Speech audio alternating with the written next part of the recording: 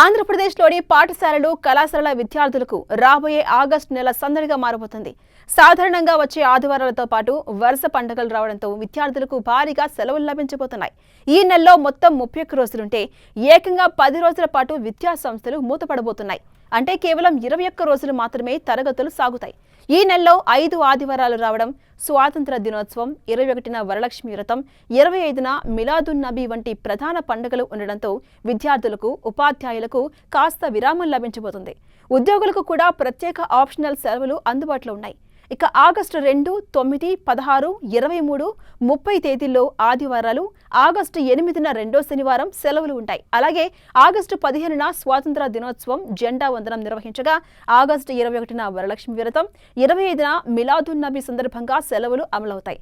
రాఖీ పౌర్ణమి, ఇతర పండుగలకు ఆప్షనల్ సెలవులు ఉండబోతున్నాయి. అయితే వాతావరణం, స్థానిక పరిస్థితుల ఆధారంగా సెలవుల్లో స్వల్ప మార్పులు ఉండే అవకాశం ఉంది.